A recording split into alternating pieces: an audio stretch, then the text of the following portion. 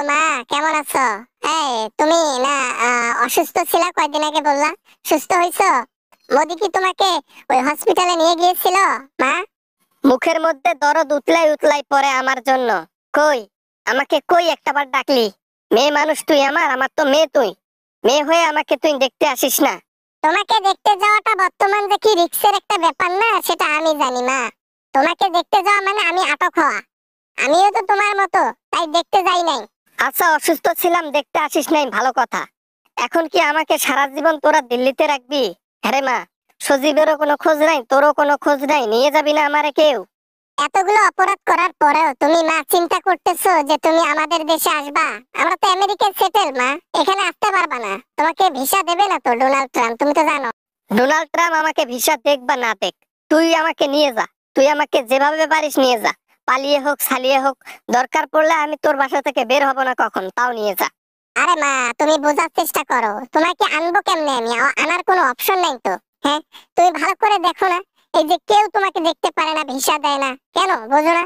তুই আমাকে নিয়ে যা, আর ভাল লাগে না এখানে। বন্দি কারাগারের মতন মোদির এখানে বন্দি হয়ে আছি। বের হতে দেয় না, ঠিক মতো খাইতে দেয় না। জীবন আমার ধ্বংস হয়ে যাচ্ছে।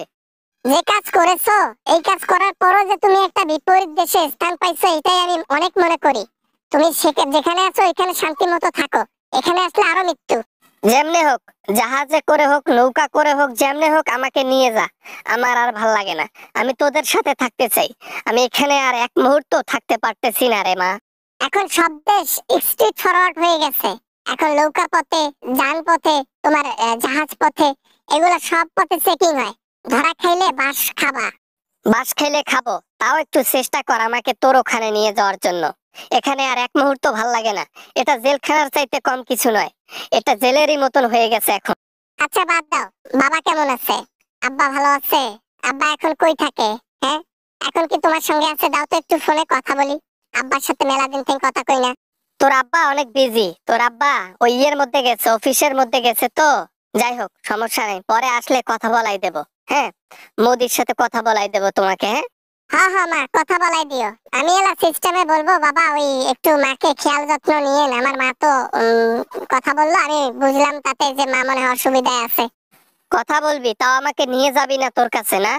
তোরও এক কথা, সজীবেরও এক কথা। আমি এগুলা দুধ কলা দিয়ে কালসাপ পুষছি, যার কারণে আজকে আমার এই দশা। এই কালসাপ দুইটার জন্যই কিন্তু আজকে বেঁচে আছো, নয়তো তোমার কবরের উপর এক কমর করে ঘাস জ্বালাইতো। আমরা জোর জবরদস্তি করে দেশে না আনলে, ইন্ডিয়াতে না আনলে তোমার না কি হতো সেটা আমরা ভালো করে জানি, তুমিও ভালো করে জানো। বেঁচে থাকার চেয়ে মরণই ভালো, কেননা এ বেঁচে থাকার কোনো মূল্য নাই। মনে হয় যেন মৃত্যুর চাইতে বেশি যন্ত্রণাদায়ক বেঁচে থাকা আছি। আমি পারি না এগুলা সহ্য করতে। একটা বন্দি কারাগারে রয়েছি, আমার কষ্ট তোরা বুঝলি না। তুমি যে কাজ করেছো, 18 কোটি মানুষের অভিশাপ আছে না, এই অভিশাপ কেউ না কারো অভিশাপ তো লাগতেছে তোমার উপর। তাই তুমি ভালো থাকতে পারবা না, এখনো পারবা না, পরেও পারবা না।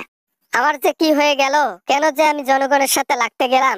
জনগণকে যদি ভালোবাসতাম, ভালো কাজ করতাম, জনগণের পাশে থাকতাম, আজকে আমি তাদের সাথে হিরো হয়ে থাকতে পারতাম। চোর গিয়ে খোর দিলে কি আর হবে? সে খোরের কি মূল্য থাকবে? যে চুরি করে সে তো চুরি করেই গেছে। তাই এখন আফসোস করে লাভ নাই, যেটা করছো সেটা আর কখনো ফিরবে না। আজ থেকে তোদেরকে আমি কি করব জানিস? আমি আমার আমার তরফ থেকে তোদেরকে মুক্তি করে দিলাম। তোরা আমার সন্তান নোস। তোরা সন্তান হলে আমার কত উপকার করতি। কে বলেছে আমরা তোমার সন্তান? কত জায়গায় গেছো, 7 ঘাটে 8 ঘাটে নয়, 100-150 ঘাটে পানি খাওয়া মহিষ তুমি। আর তোমার সন্তান আমরা? হ্যালো, আসসালামু আলাইকুম ওয়া রাহমাতুল্লাহি ওয়া বারাকাতুহু। আশা করি ভিডিওটা অনেক এনজয় করেছেন অ্যান্ড অনেক ভালো লেগেছে। যদি ভিডিওটা এতটুকু পরিমাণ ভালো লাগে তাহলে প্লিজ একটা লাইক করবেন আর ভিডিও শেয়ার করতে ভুলবেন না। দেখা হবে এরকম অ্যামেজিং ভিডিও নিয়ে আবারও আপনাদের সঙ্গে। সবাই ভালো থাকবেন, সবাই সুস্থ থাকবেন। খোদা হাফেজ।